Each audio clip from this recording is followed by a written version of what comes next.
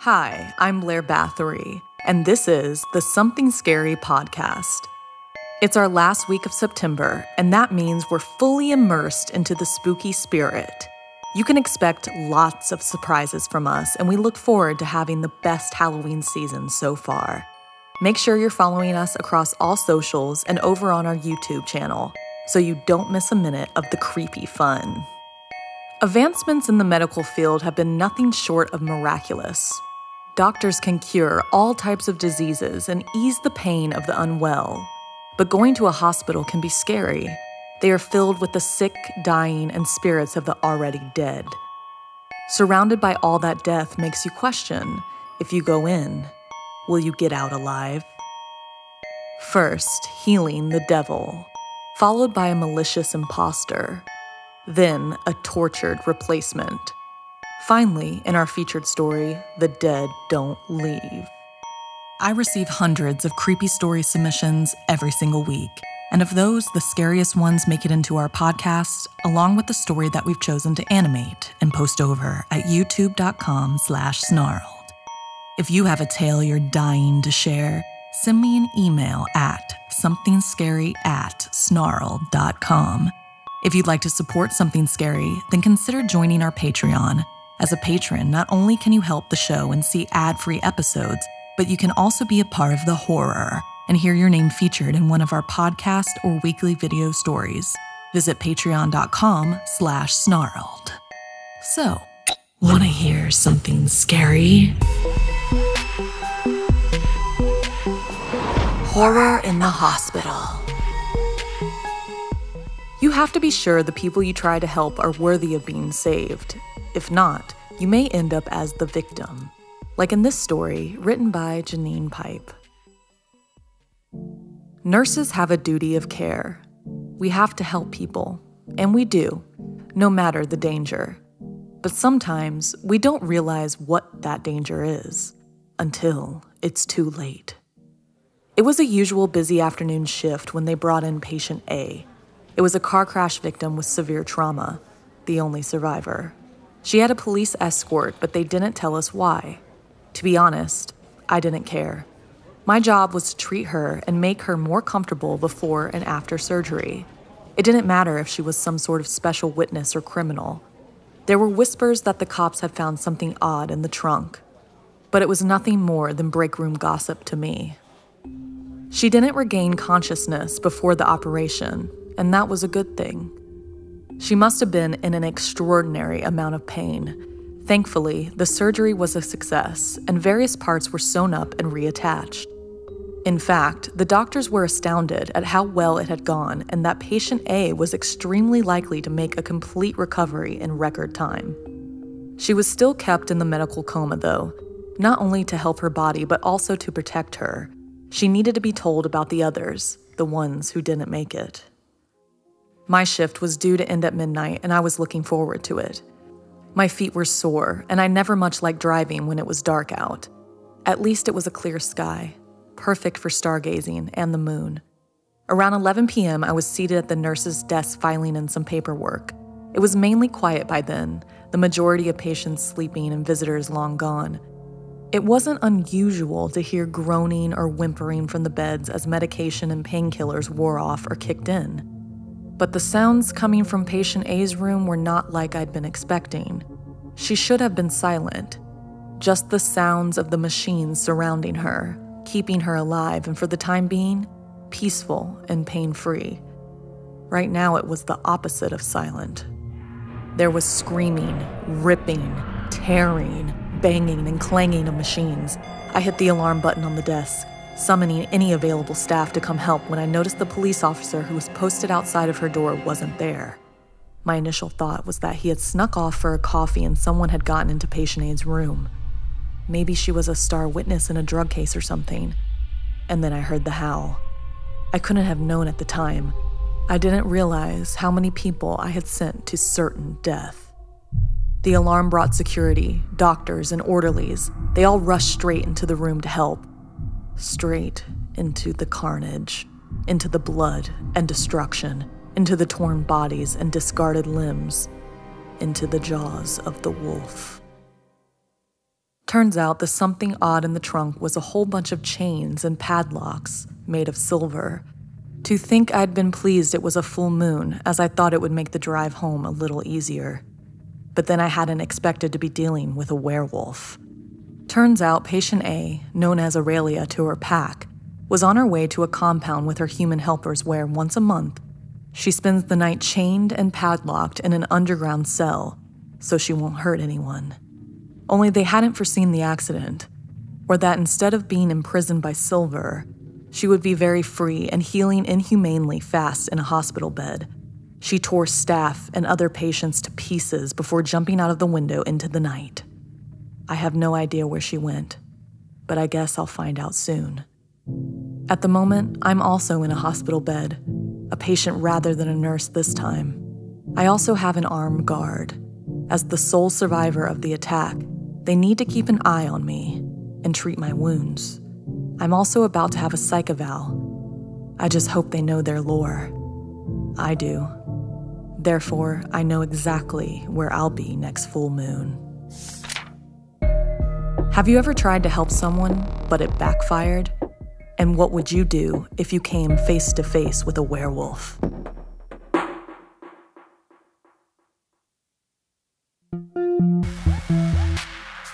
In Arab culture, many jinns can be good, but there are also evil ones who love to feed on the agony and torment of humans to feed to the Satan, the spirit of Satan. Like in this story, inspired by Zara. Zayn and Arya were teens who never had the chance to meet their grandfather. He died before they were born. Their grandmother always told them wonderful stories about him. When she fell ill, they went to visit her in St. Louisa's. It was their first time in a hospital, and the whole place gave them the creeps. They walked through the icy cold halls filled with the echoes of medical equipment and groans of the sick. "I wonder how many people have died here," Arya said, shivering, thinking of spirits wandering the halls. "Well, let's find out," Zayn replied with a mischievous grin. Arya watched as Zayn unzipped his backpack to reveal a black and ivory wooden Ouija board. Arya gasped in disbelief. What the hell was he thinking buying something like that and bringing it into a place where so many people have died? "I found it in Graham's wardrobe along with these pictures of grandfather. I thought we should take it to her to see if she wants to play or something. I just thought it would be nice." Zayn shrugged and carried on walking. Arya shook her head but left it at that. When they arrived at their Graham's room, she was sitting up on her bed watching TV and peeling a tangerine. She looked at them and was overcome with joy. They both took turns hugging her, chatting about school and life. Arya handed her Graham a turquoise necklace that her grandfather had given her. "We all miss him so much." Graham was overjoyed to have it at the hospital with her. Zayn jumped in, adding, "I have something for you too." He pulled out the Ouija board, and his Graham dropped the necklace. Her face drained of color, and she began speaking in Urdu, her native tongue. The machine started beeping as her heart rate spiked. Arya cried, "Are you okay, Graham?" As two nurses rushed in, telling the teens to leave, Zayn grabbed his bag and the board. With trembling hands, Graham mumbled to Arya, "I swore I burnt it. I swore I burnt it." And with that, the door was closed in their faces. Traumatized, the teens stood there. They didn't want to just leave. They wanted to stay and be sure their Graham was all right. Then they heard a whisper coming from the stairs at the end of the hallway where they saw a sign reading, "Chapel." They slipped down the corridor and went into the room. It was meant to be a calming place with cushioned benches and crosses, but it felt eerie. Zayn and Arya threw their stuff on the ground and laid on the benches. They hated seeing their Graham that way, and it made it even worse to not know why. "I just wanted to show her the stuff and ask what really happened to Grandpa," Zayn sighed.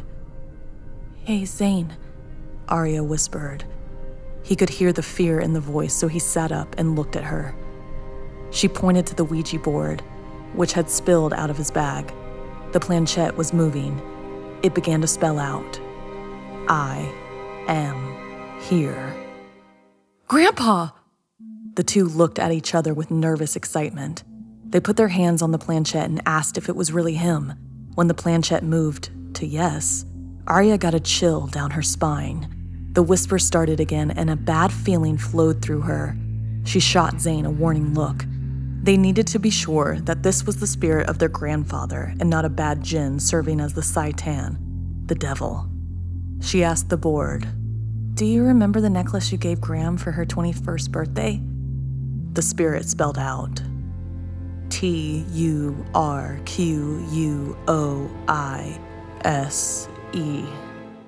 Zane breathed a sigh of relief when he noticed Arya's eyes go wide. She knew that her grandparents met when they were 24 years old. He could not have given her a necklace for her 21st birthday. "Why are you lying? What do you want?" Arya demanded, now realizing they were talking to a malevolent djinn. They watched closely as the planchette moved again. It spelled out, "I want your grandmother, just like I took your grandfather." With that, the two teens jumped up and without saying a word, they ran as fast as they could down the hallway to their Graham's room. But it was too late. The nurses had covered her up. She was dead. They couldn't let the Saitan get to anyone else. They raced back to the chapel, but they were too late again. Despite searching high and low, it was gone, and they knew it would be already looking for its next victim. Have you ever tried communicating with a loved one through a Ouija board? Were you able to do it? Or did something malicious or supernatural intervene?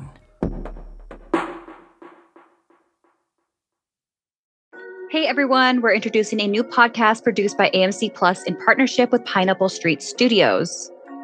It's called the AMC Plus Interview with the Vampire Podcast, a companion podcast to AMC's new TV adaptation of the Anne Rice classic, hosted by comedian and vampire superfan Naomi Ekperigin. Each episode digs deep into the show with the actors, writers, and directors who brought it to life.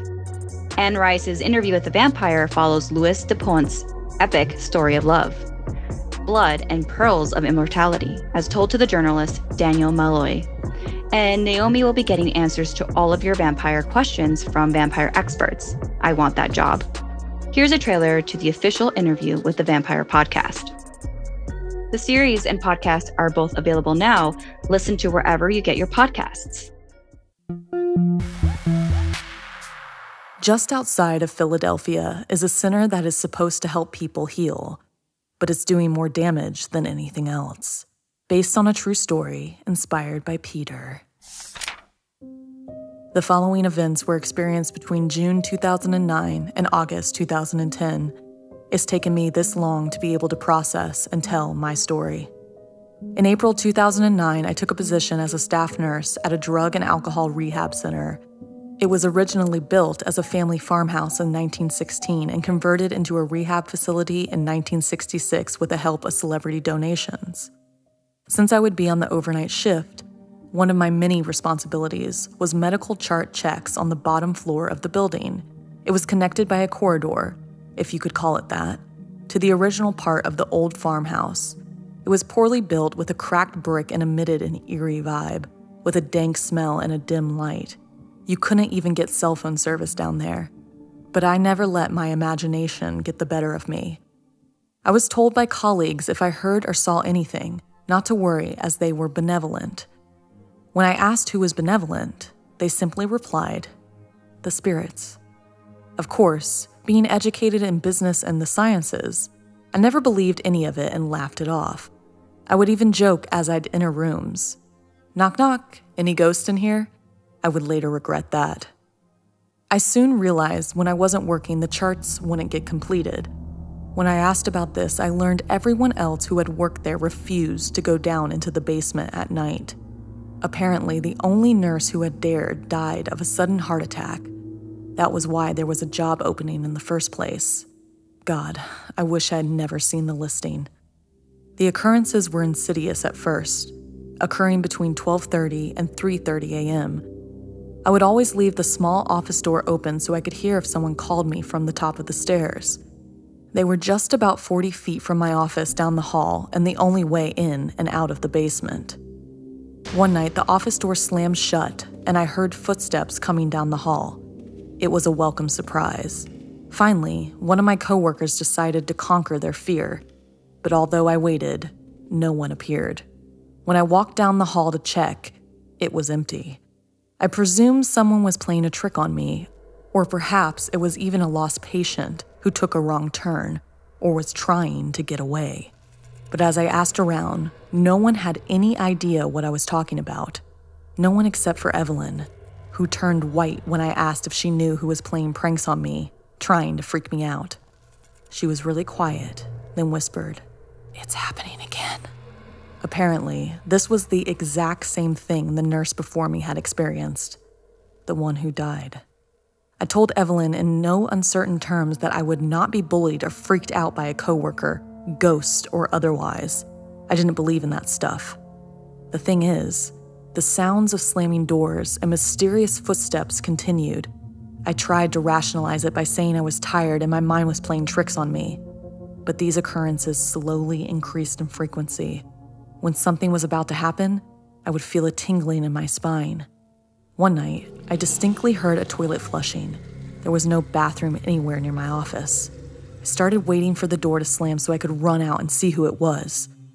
No one was ever there. I wanted to lock the door, but no one knew where the key was. Instead, I tied a rope to hold the door closed, but I would still hear the footsteps. So many footsteps. When the orderlies finally came to remove me, I'd been in the basement for 4 days straight with no food or water. They said I locked myself in, without a key. They said I'd driven myself insane. Evelyn said it was the spirits. I still dream about them, but I know they're not real. Not real. I've been over this in therapy for years, so that's what I keep telling myself. They're not real. They're not real. They're not real. Have you ever tried to brave your fears and tell yourself it's not real? Did it ever end up driving you insane? I've been on my mental health journey for the last decade, and let me tell you that having mental health issues is something that we all need to take seriously. That's why it's important to prioritize your mental health and wellness every day. When you work on yourself, it brings positive changes in all areas of your life. The long-term effects of therapy can give you the tools to deal with challenges as they arise, strengthen your relationships, and give you a more positive outlook on life. I know it really helped me in the past year when I had to move and had so much going on. There have been times where I had to put off therapy because setting up appointments was difficult and having to go somewhere physically was not always easy. I know that with Talkspace, they make it so easy to embed it in your ever-changing schedule because life is always changing. You're always changing. And Talkspace is a fraction of the cost of in-person therapy. Instead of waiting for an appointment, you can send unlimited messages to your therapist 24/7, and they'll engage with you daily 5 times a week. As a listener of this podcast, you'll get $100 off your first month with Talkspace. To match with a licensed therapist today, go to Talkspace.com and make sure to use the code SCARY to get $100 off your first month and show your support for the show. That's SCARY and Talkspace.com. In our final story, join my co-host Stephanie as she tells the tale of horror in a hospital, inspired by Chloe and now animated over on our YouTube channel. Dr. Polinsky was walking out of the hospital when a nurse called for help. She was exhausted from a double shift and just wanted to get home. But her kind nature got the better of her. She rushed back inside and saw that a victim of a chemical accident needed immediate abdominal surgery. Dr. Polinsky jumped right in. Halfway through surgery, the doctor noticed the patient's blood was a strange color. She called over another doctor to observe. Suddenly, torrents of blood started spewing from the patient's guts. The room was dripping and no one could control it. The man died on the table. Dr. Polinsky pronounced him dead at 11:11 p.m. She placed a red wristband on the man to indicate that the body needed to be transported to the morgue. Dr. Polinsky was exhausted. With her head held low, she entered the elevator. There was just one other woman inside, also going down. As they waited for the doors to close, a patient was shuffling towards the elevator. Dr. Polinsky glanced up and froze in horror. She must be seeing things. She looked again. Then, with sheer panic, she began repeatedly pounding the close the door button. Just as the patient's bony pale hand reached out towards them, The elevator doors slammed shut. The fellow passenger reprimanded the doctor for being so rude. Why would she not wait to let the elderly patient in on the elevator? Dr. Polinsky replied, a voice shaking. That patient just died on the operating table. Dr. Polinsky asked if the woman had seen the red wristband on his arm, confirming he was dead. You mean something like this? The passenger said, smiling, revealing her own red wristband. The doctor froze and took a deep breath.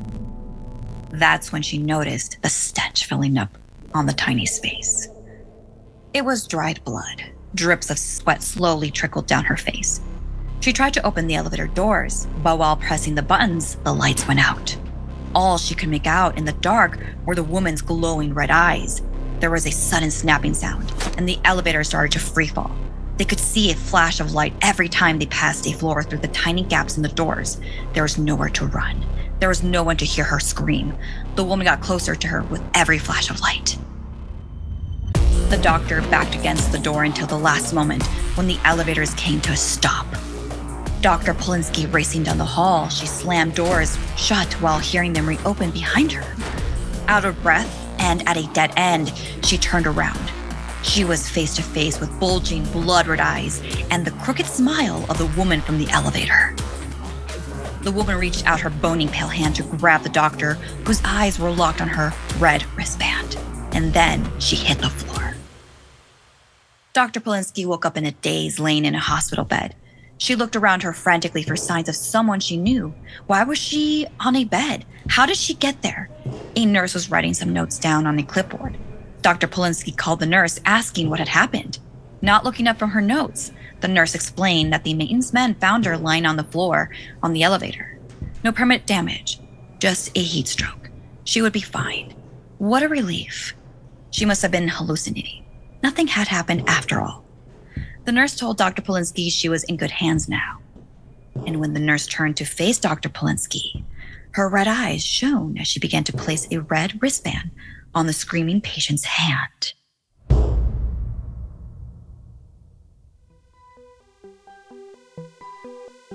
This week's podcast stories were edited by Sarah Lukasiewicz, Janine Pipe, and Stephanie Strange. Narration by Blair Bathory and Stephanie Strange. Audio edited and mixed by Fitz Harris. Additional audio editing by Calvin Linderman. Art and graphics by Irma Richardson. Produced by Anna Villalobos. Executive produced by Gail Gilman. Music by Sapphire Sindalo and Calvin Linderman.